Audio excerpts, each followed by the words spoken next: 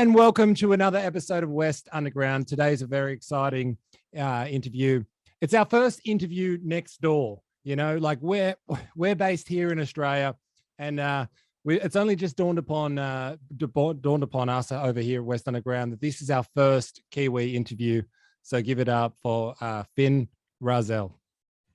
Nice. Cheers, mate. Thank you. Didn't he make it sound really creepy then? This is our first interview next door. Next door. Oh, it is. They're our closest. They're our closest neighbour, Jack. See, I'm still in the English mindset of I think of next door as being Wales. You know what I mean? Not fucking New Zealand. Whew, whew, that was big. So, boys, thank you for coming on. It's I've got to say, you guys are a little nice bit of summer in the winter. That's what it feels like. Yeah. To listen to your music, it's fucking positive as anything, and it's really good to actually get you on. So how are you guys doing anyway? Good. Yep. Yeah, no complaints here. Doing well. Now, busy preparing for a gig this weekend at Butler's Reef in Taranaki. So, a friend's band from Wellington is touring, and they were keen to get us on board. So we'll do an opening set for them. So I guess that's this week's plan, really, eh? Yeah, getting the set list refined to absolutely smash it out of the park. Let's go. Oh, that's good news. But you boys, like when I listened to your music, I was like, you know, you've definitely got some reggae and soul influences in there. And I'm just curious to ask, like, who are you boys listening to? Like, what do you listen to now? And also, what were your influences growing up? Oh, yeah, good question. Yeah, I'm gonna go first. Yeah, because our answers will be quite different. Mm-hmm. For me, like I draw a lot of soul style music from like Alan Stone. Yeah. And lots of Matt Corby and Tracy Chapman as well. Soul side of it. Okay. Yeah, I can hear that. And the reggae for me, where that comes in, is probably just elements of Fat Freddy's and some of LAB's newer stuff as well. And honestly, like just learning things off Chris, because Chris has been a big influence with my playing as well and my musicianship, I guess. So I came into the music scene quite green, and Chris was like years ahead of me, so I've actually learned a lot off this guy. Very nice. Cheers, mate. Let's get some brownie points, eh? Yeah. What about you, bro? Yeah.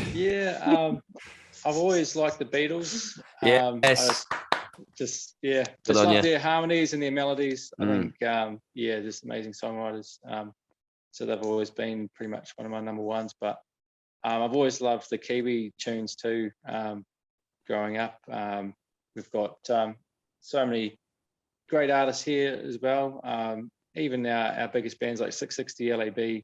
I'm really into alternative indie as well, like Marco Road and Daily J, which are doing really well in New Zealand. I think Marco Road's actually touring now in maybe Brisbane. I think they've got a show in Australia soon. But those bands are great. I kind of like to keep an open mind and listen to a wide range of things because I feel like it's quite refreshing. Try and just, I guess, just muck around with a big range of different sounds and see what we can come up with. So it's been really fun. Oh, that's cool, man. I think, to be honest, it's important as well to have different influences in a band, you know, like it's, Brian, you were saying there, like Chris has been a big help with you, like, you know, showing you things. And I think that's what happens when you start a band, you know, you have one who's the music guy, and then you have the one who's the talent. I should know from my own experiences. And you know, you get together and you fucking throw ideas together, and then you end up with something like the sounds coming out of your band. Honestly, it's like fucking positive sunshine. That's the best way I can describe the band. And are you like that as people? or is it just something that comes out in the music? Or are you like walking? Are you walking around like in the shops, being like, "Woohoo! Come on now, Kiwis on sale, woo!" Like what are you like? No, we're not like as probably as vocal as that. Yeah, but okay. like, I mean, because that'd be fucking annoying, wouldn't it? Hello. But we do like we have talked about things as a band, like what are our values and why is it, why do we do the things we want to do, and why do we want to pursue this music path, where do we want to end up, and why, and what kind of impact do we want to leave. And we've written up our band values on a whiteboard and stuff. I like that. So like when we go to festivals and shows, we want to just like respect people and not be those, I guess, not token musos, but like there's a lot of attitudes out there in the industry, and we want to be different. Like we want to lead by example and stuff like that. And I think a lot of those values are woven into the music that we play, because it's the kind of vibe we want to give off.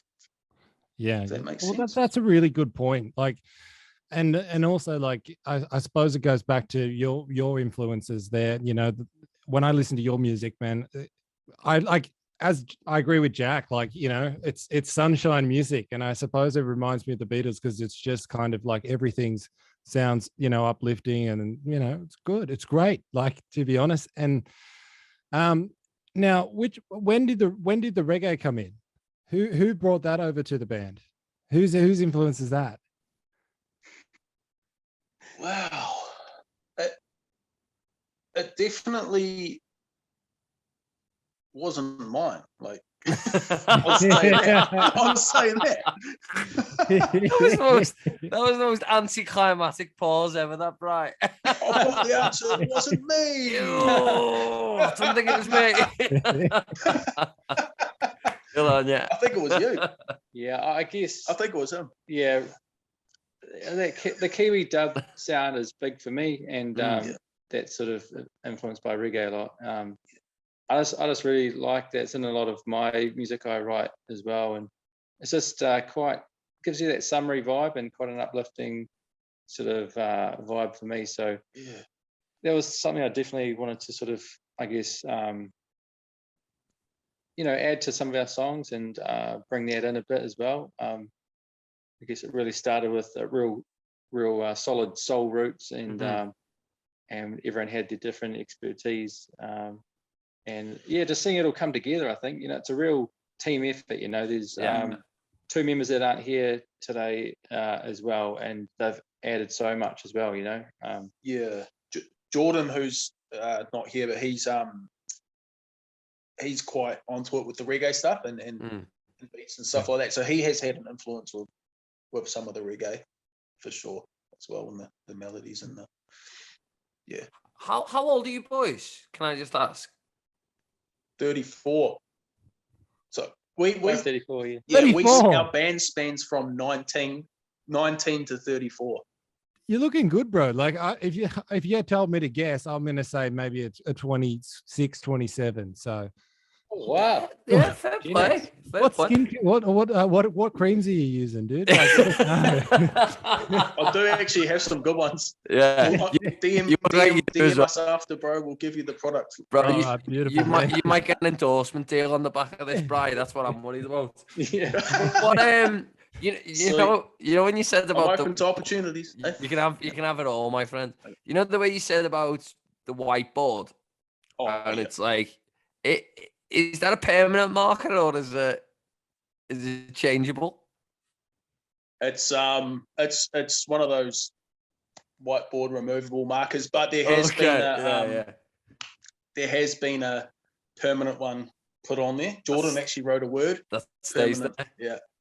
No, I think as you were saying, the egos and all, like the attitudes, I think you said, I think you notice that out of bands who are a little bit older, because it's like, come on, stop fucking around.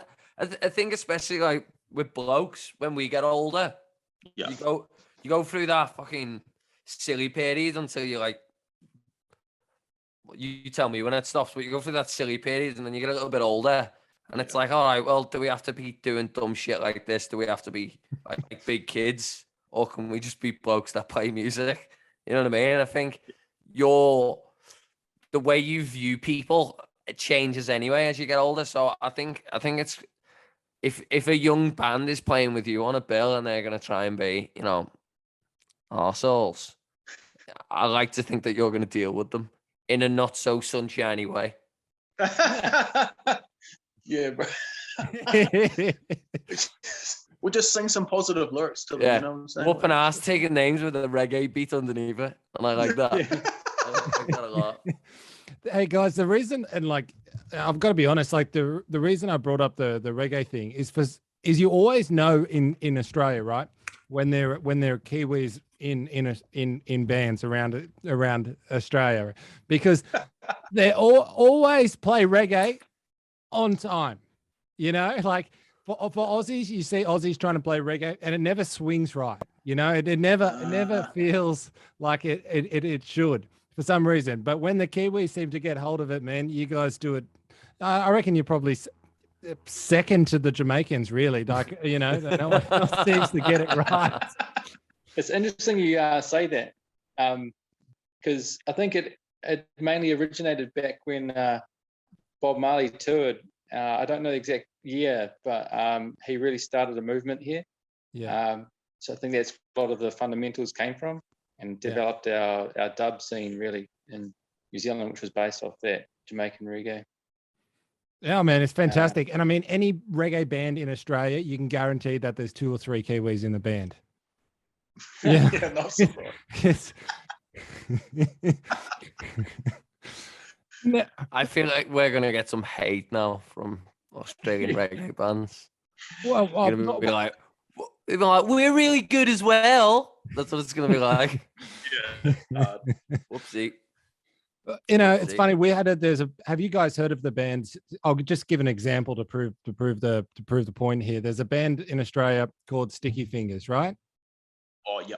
Yeah. And the singer is a born and bred Kiwi who moved over to Australia and fronted in the band, and then after that there became this movement here, and a bunch of Aussies were trying to form reggae bands now, and none of them seem to get it right. It just never felt like, Oh, Hamish, you're trying to get us beat up, man. Oh man, I think we can give. I mean, look, if any Australians want to have a whinge here, I mean, every time, I saw an ad the other day for Crowded House. Crowded House came over to Australia. They played a show, I think, at the Hordern Pavilion here, and there was an advertisement somewhere, and it was like, Australia's band Crowded House. It's like, I'm giving you all the praise under the sun. So, because there's been a bunch of Australians that have been stealing the Kiwi icons for years. I think they've done more than that. How do you guys feel about that? Like, in let's say 10 years down the line, right? You guys are doing this fucking huge tour, right? And you're all around Europe and you're everywhere. And the Australians are like, they're ours, them, Yeah. Yeah. Yeah, I guess it'd be a compliment. How will that for make sure. you feel? It's like what the British do with Andy Murray in the tennis. You know what I mean? He's Scottish when he loses, but when he wins, boy, is he British. Yeah. It'd also be a compliment. It would, like, if someone was, I guess claiming us as their own, you just have to take it the right way, I guess. And I mean, it is a funny one. I guess you won't really know until it happens. So if that happens, we must be doing pretty well. Yeah. Brian's ready to sell out his own country for Australia right now, aren't you, Brian? Hey, I lived there for 3 months in Perth, mate, so I'm good to go. Yeah, you're more Aussie than me. Yeah. We might seem like rivals, we've sort of grown up having, that competition, our sports teams and all the rest of it. But, we're really quite similar, and especially when you travel and go to Europe, definitely. you bond pretty quickly with the Aussies and we're all quite similar. And I think that's great. So yeah, I can't wait to come and play some shows in Australia. Right? It's gonna be really cool. Oh man, it'll be brilliant. Yeah, like, and if you guys do, if you guys like, you know, come over here and are doing fantastic, all of us next thing you know, you'll be Australia's next biggest band. True. Oh. I can see it. I can see it happening. Sounds good. Now, guys, I mean, we skipped over a few important details here. You know, going back to the very beginning. Now, yeah, how did you put the band together? Who came to who with an idea and said, "I want to start a band"? How did it come? Did you have to, you know, was it organic? Yeah. So like, I was playing just solo, acoustic guitar vocals a few years ago, and that show that I mentioned earlier, the one in Palmerston North, was Sons of Zion. So what happened was, I got a message from a guy that I hadn't talked to in probably, you know, a few years. He was actually living in Sydney, and he was associated with a sort of festival management and booking company. And he randomly messaged me and he goes, "Hey bro, I've been listening to your music. I love it. Would you be keen to open for Sons of Zion?" And because they're a big band over here. And I thought it was a joke. And I was like, "What do you mean, bro? Like, pull him a leg." You know, I was like, "What?" Like, and then I sort of messaged him and I found out it was for real, because I found out who he was associated with. Yeah. This company over here called Up the Music. And anyway, so this show was like 6 weeks away. And of course, I was just playing solo, and I was like, "Man, this will be way better if I could do this with a band," because these guys, you know, a big reggae kind of dub pop group. Yeah.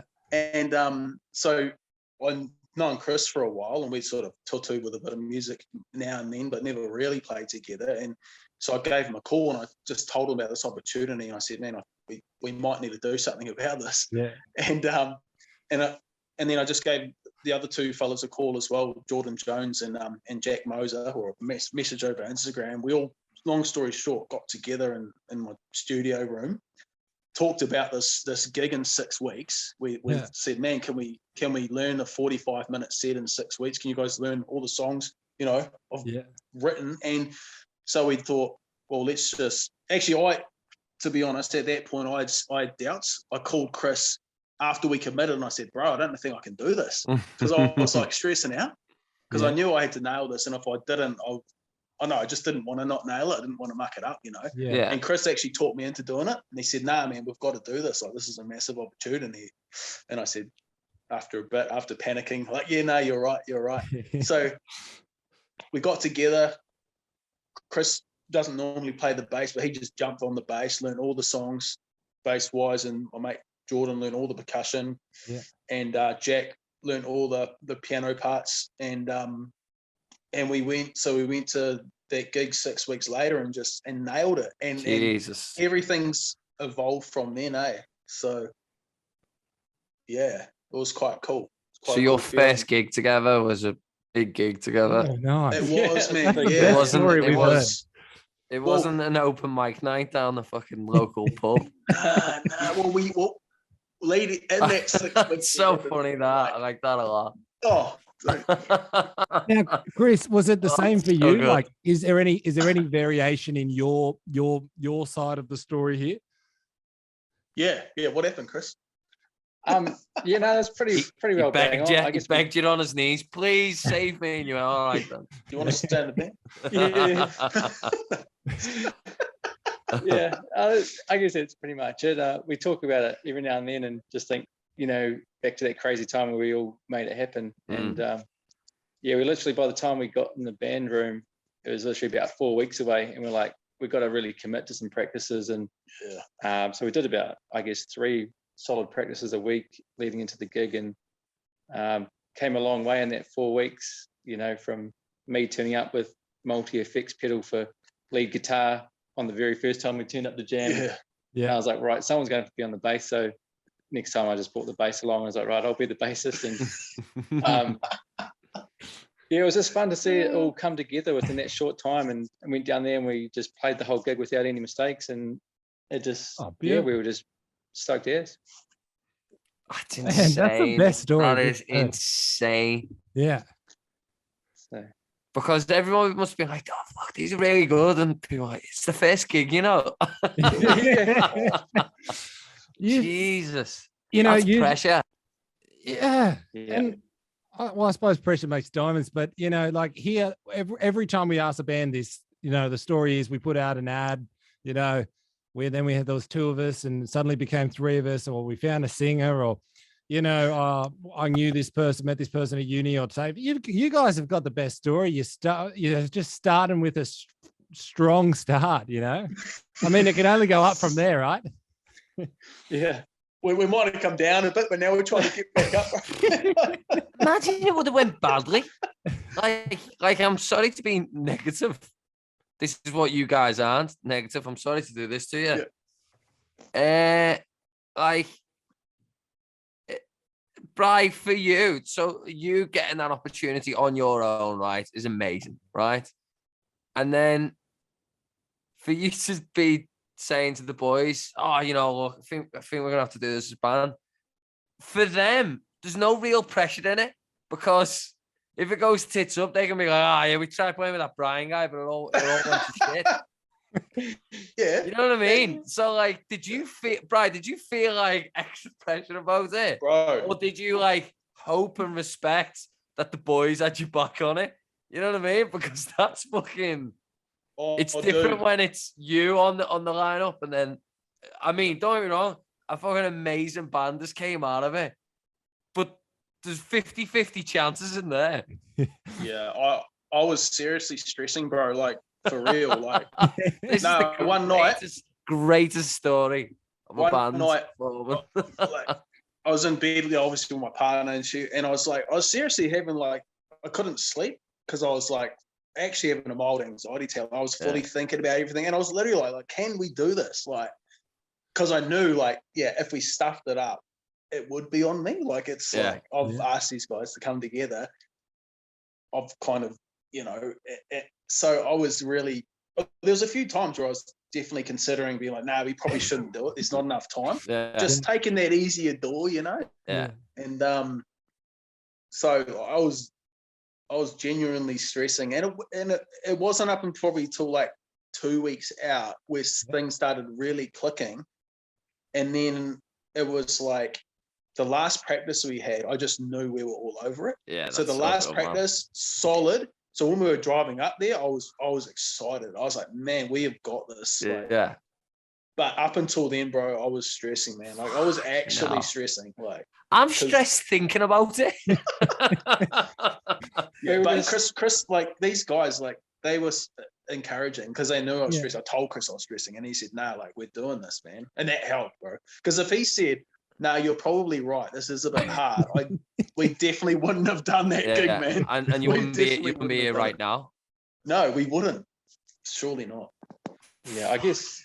Yeah, I just saw it as an opportunity you can't turn down. I was like, well, we'll do it, and we'll do it as best we can, and you can't have any regrets. And we were still writing parts of the songs and adding to them like 2 weeks out.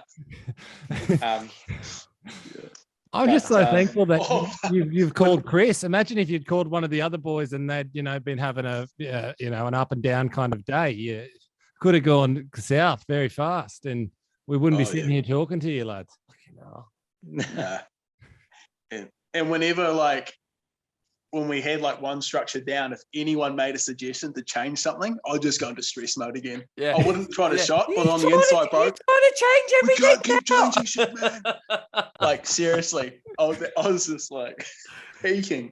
So, you know what? Like, we Hamish and I do another show, another podcast called Monday Night Fever, and we were talking the other night about how, like, opportunities sometimes just arise in front of you, right? And it's split-second decisions.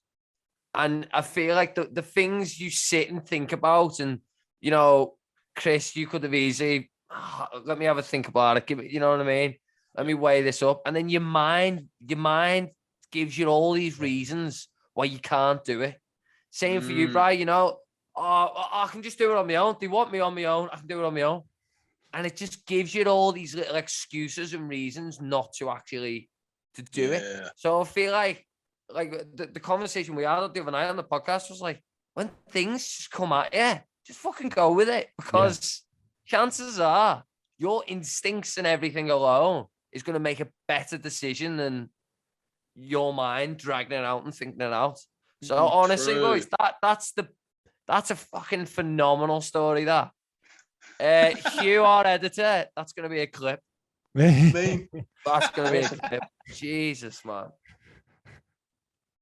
Yeah, and in one way too, bro. Like, it feels like for you, mate, it would have been like playing roulette a little bit. It's like, do I go with red or do I go with black? You know, I'm rolling the dice a little bit here. But man, it's you. I'm just glad you trusted your intuition a little bit, and also had your mate alongside you to go, no, we're doing this. I've got you back here, and definitely. Yeah, and out of it has come your band, you know.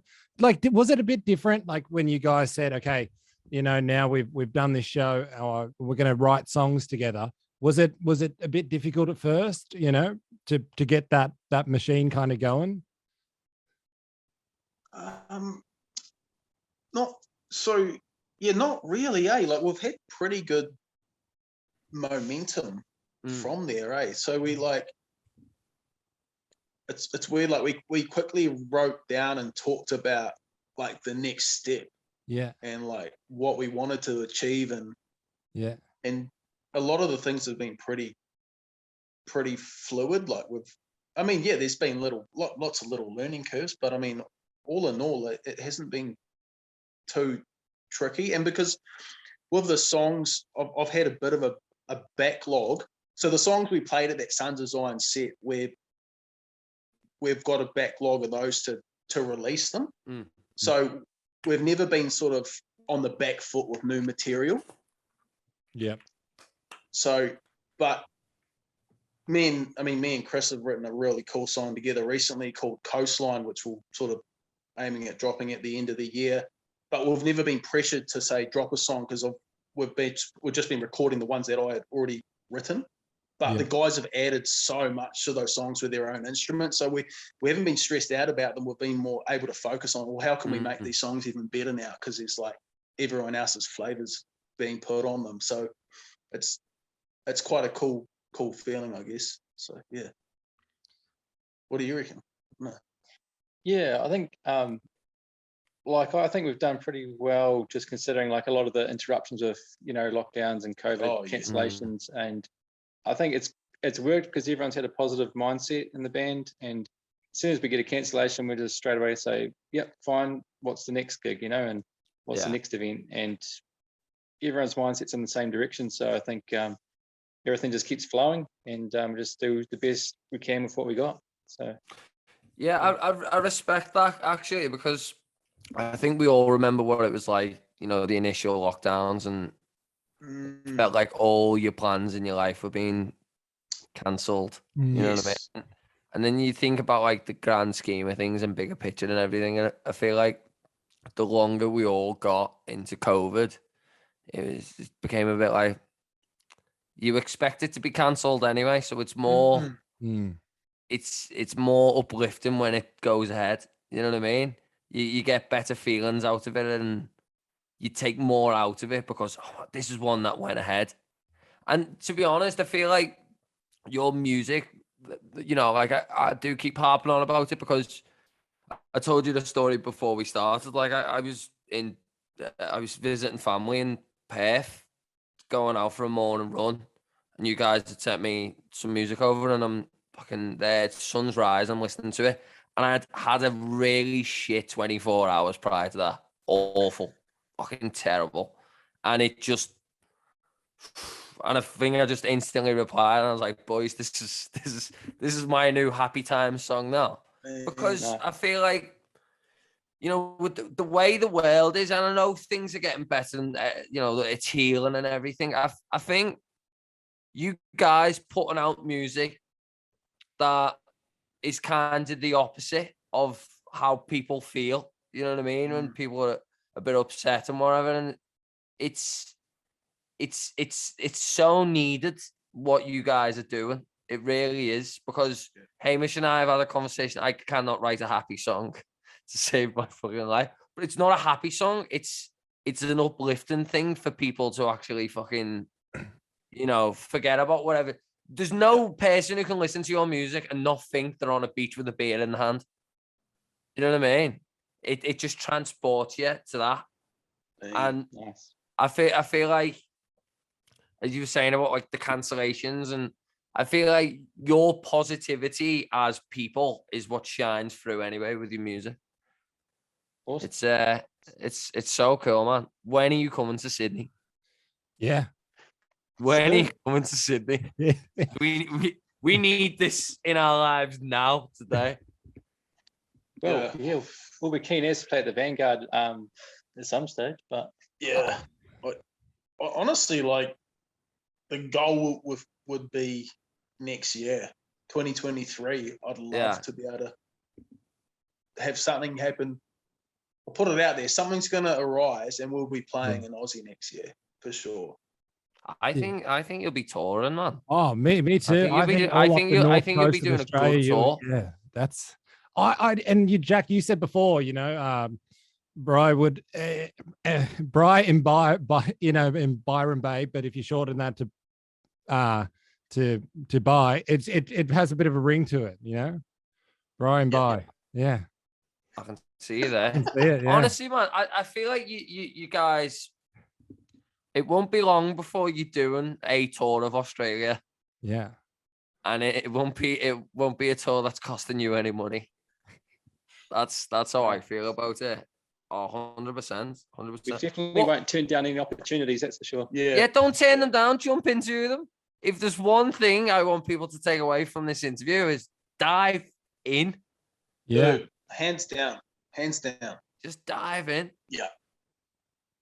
Jesus. What's like,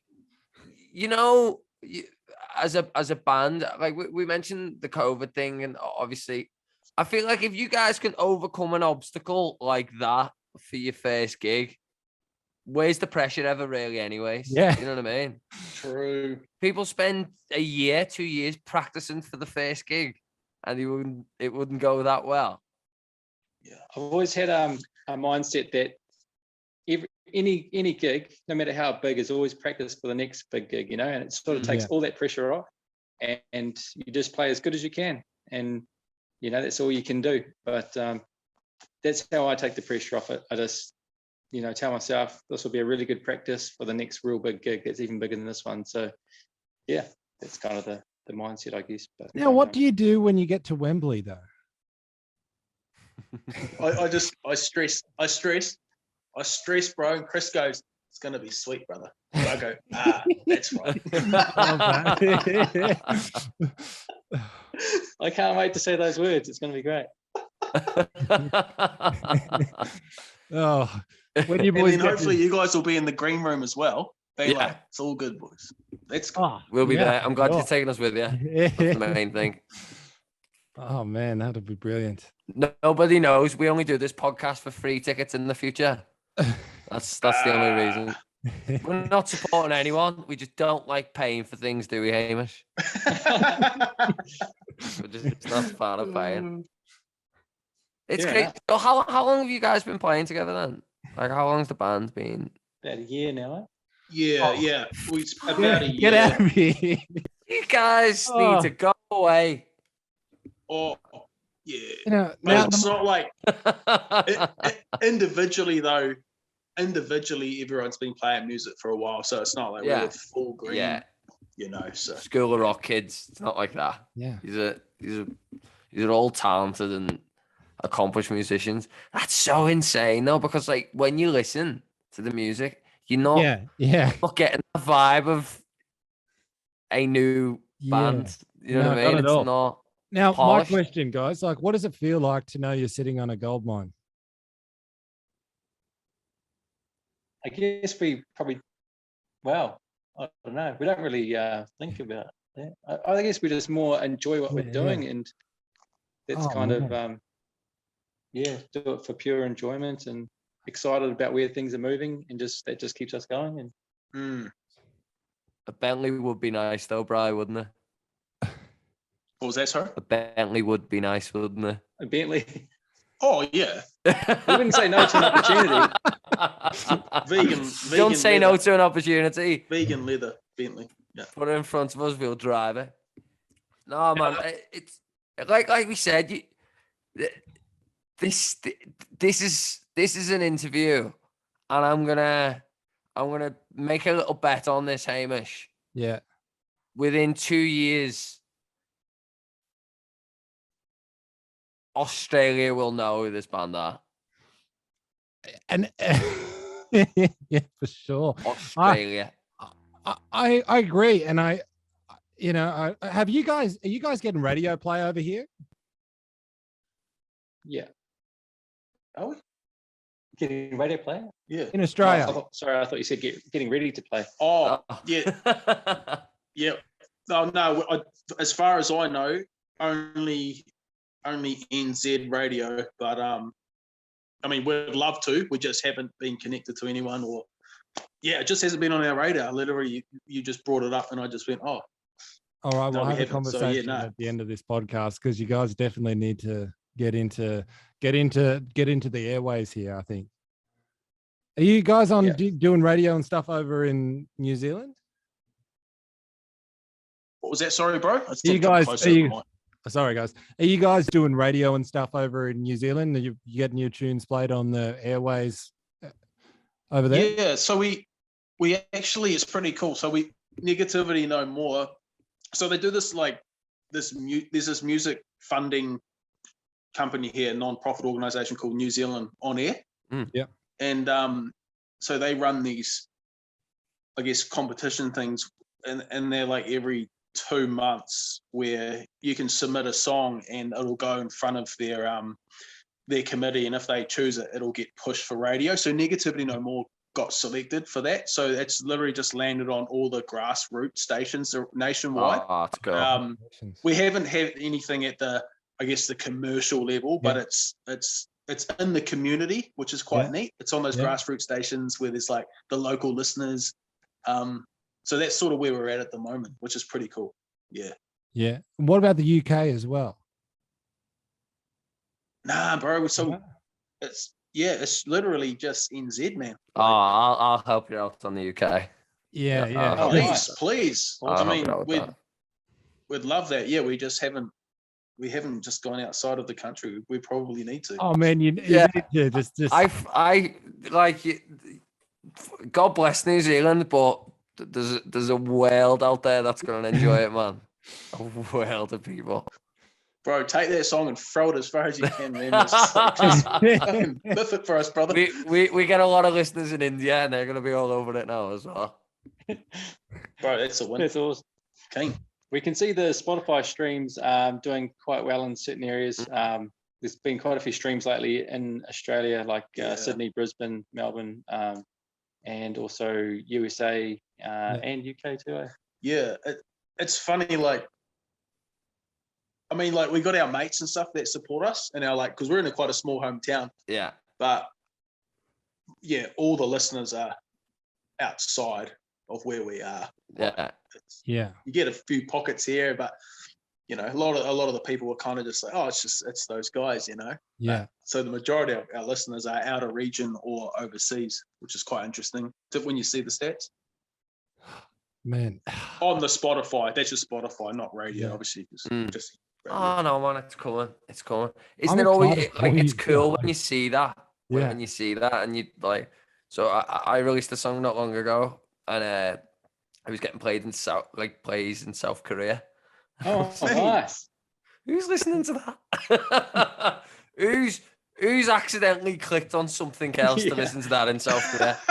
But still, I'm counting it. This is for you. Yeah. This is for you, one fan in South Korea. I appreciate it. So yeah, man, I think it's cool. When you think about songs you wrote in your bedroom, or things that you come together with as a band, and then to know that someone in fucking Timbuktu is listening to it, it's the coolest thing ever. Yeah, it is. And that's only going to grow as well. So yeah, man. Yeah. Yeah. I'm It's excited. nice to know you can reach the populations, in Yeah. different countries. 100%. And like, you know, I said about me personally listening to that. You think about someone who's having a terrible day on the other side of the world, and that song, like, I know Spotify gets a hard time for the algorithms, and you know, because it's a bit of a fucking minefield as it is anyway. But you think about someone having a bit of a shit day on the other side of the world, and you hear negativity no more. You know what I mean? It's life changing, man. Life changing. Speaking of that too, have you guys pitched your tunes to like new reggae playlists and stuff on Spotify? Because there's no way that's going to get declined if you haven't. Well, I guess the thing is, bro, like, so we're working with a distribution company here, and I guess they pitched the song on our behalf. Yeah, and it's landed in a couple editorial playlists, but I mean, I think it's in about, was it 2 or 3 at the moment? Island Time. Oh, so it's in the reggae one that it is in is the Island Time. Yeah. But I mean, there's so many, that it's not in. And to be honest, I don't know how do you go about pitching, to those playlists, you know, like, because as far as I know, once your song submitted, you can't pitch to an editorial playlist unless, I guess, you have some sort of inside contact. You know what I mean? Because from the Spotify artist page, we can't physically do anything after the release. Yeah, which kind of sucks, but yeah. Yeah, I mean, well, we'll have a chat at the end of this podcast, because I mean, like, you know, I'm just excited for you guys. Like, you really, really, like, the fact that you've been together for a year and you're writing tunes, you know, like this. You know, like that. It's scary. Yeah, it just scary. It's honestly, it's scary. I've got some guitars behind me in the background, and when you hear things like that, you want to just dig the 6-foot hole and put them all in and bury them and just go. Yeah, I'm going to think about doing something else now. Yeah. No, it's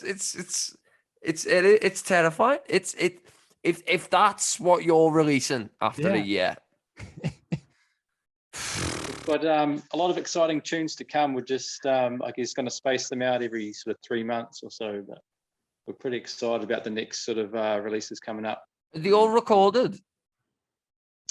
Sorry, what was that? Are the tunes recorded? Like your next set of releases, are they already recorded?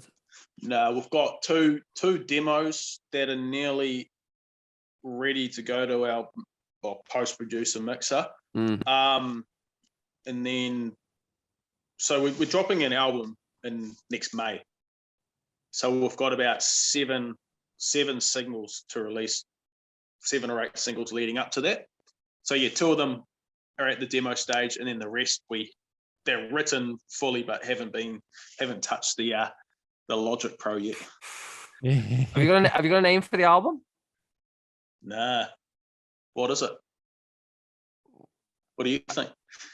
I don't know. Don't let me be to blame for naming one of the best albums ever. I like it.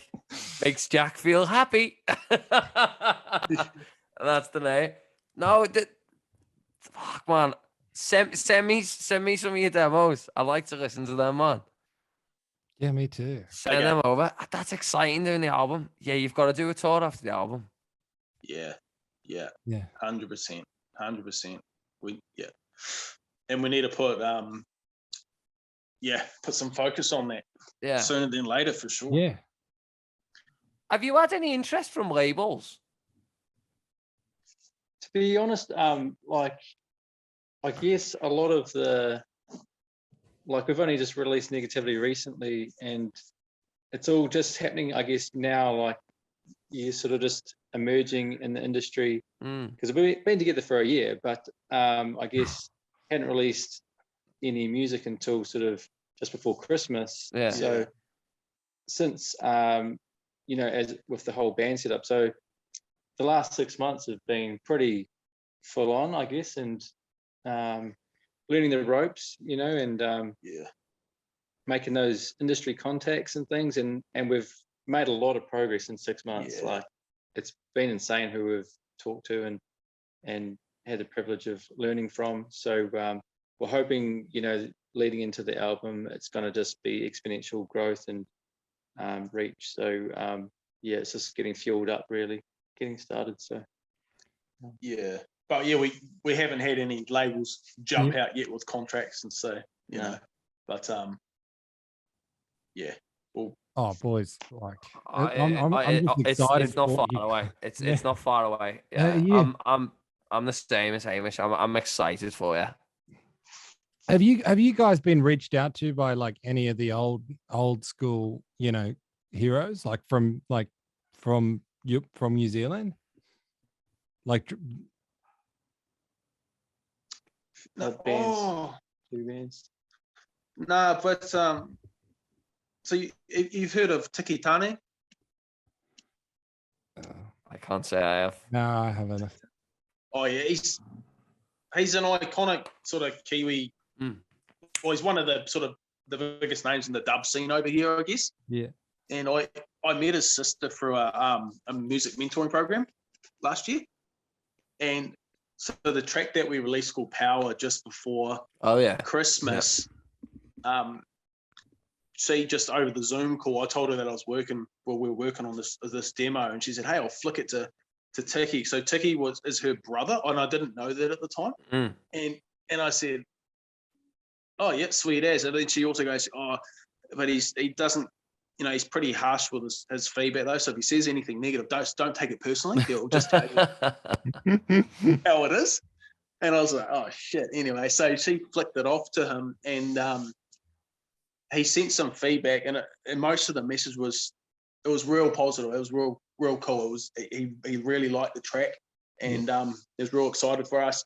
But then he gave us some feedback as well. He goes, "Hey, that second verse though, I'd strip it right back to percussion and vocals and bass, and then we need to put some more vocals in the last chorus. We need to build that last chorus up." So we sort of had that contact with Tiki, and we took his advice straight away, put those changes in, and then we fired it straight back and said, "Hey, what do you think about this now?" And he was like, "Mate, it's on the money." And then we dropped it, and it was like, so I guess that's just our probably one contact of someone iconic in New Zealand. That's sort of how that came about. Yeah.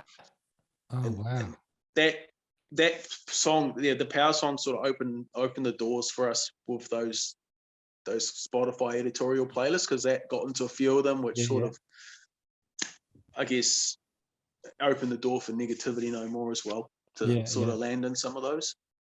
But I don't know, we're pretty new here, eh? Even like that 1 year, like a lot of big Kiwi artists won't know who we are yet. They might have seen a passing name, but we're definitely, I'd say, still emerging here. You know, that's crazy though. Like it's for me to listen to that and hear your music, and for you to be a new band, is fucking crazy. That's like the best compliment I can give you is that I'm speechless about it, because it's coming. Sometimes we talk to people, right, and you think, if they stay at it and, you know, fucking the persistence, and they'll persevere, they'll get through that, people will know. And then we're having this conversation right now, and I'm convinced. It's there's no, as Paddy the Baddy from the UFC likes to say, if buts or maybes. It doesn't do, you know, he only does absolutes, and this feels absolute. So guys, I wanna wrap this up. I want to say thank you for coming on. I'd like to do another one with you guys in about a year's time. Sounds great. Just after you've played on the moon. Yeah. But I want you to send us your album over, and thank you very, very much for coming on. No, thank you guys. Appreciate you guys' time, mate. It's really cool meeting you, and thanks for taking your time out to talk to us. No worries. Yeah.